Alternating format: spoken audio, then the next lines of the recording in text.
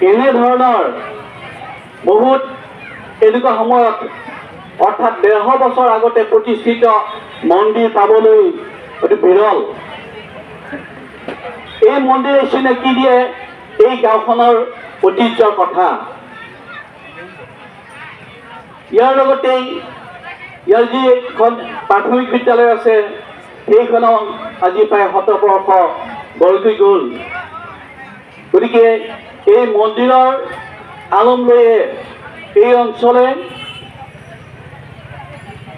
শিক্ষা, সাংস্কৃতিক, সাহিত্য আদি সকলো দিশতে যি আগবাঢ়ি গৈছে সঁচাকৈ আমি শলাগ ল'ব লাগিব। এই মন্দিৰৰ পৰাই সৃষ্টি হৈছে গুৰুজনাৰ সৃষ্টিৰ খুলীয়া ভাওনা, যি ভাওনাই পৰশুৰামৰ মাতৃ হত্যাৰ নাটকেৰে এই অসমৰ বিভিন্ন ঠাইত সমাদৰ লাভ কৰি আহিব সক্ষম হৈছে। এই মন্দিৰৰ পৰাই ভক্তি নিজৰা বহাই তুলিছে সংকীৰ্তন দলে এই গোটেই অঞ্চলত কিংবা অসমৰ বিভিন্ন ঠাইত। এই অঞ্চলৰ পৰাই সৃষ্টি হৈছে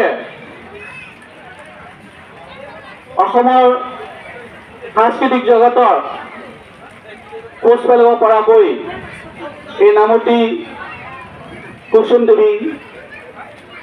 ঠিক তেনেকুৱাকে এই অঞ্চলৰ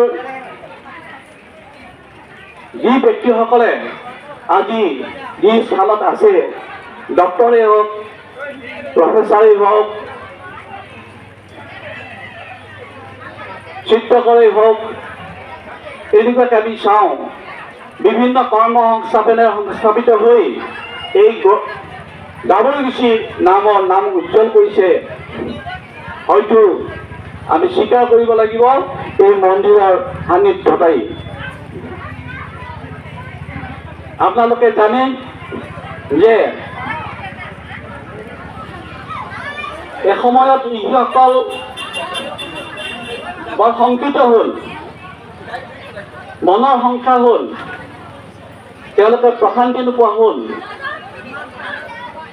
আৰু তেতিয়া তেওঁলোকে চিন্তা কৰি প্ৰজাপতি ব্ৰহ্মাৰ ওচৰত গ'ল আৰু প্ৰজাপতি ব্ৰহ্মাৰ ওচৰত নিবেদন কৰিলে যে পৃথিৱীত আমি অস্বস্তি পাইছোঁ।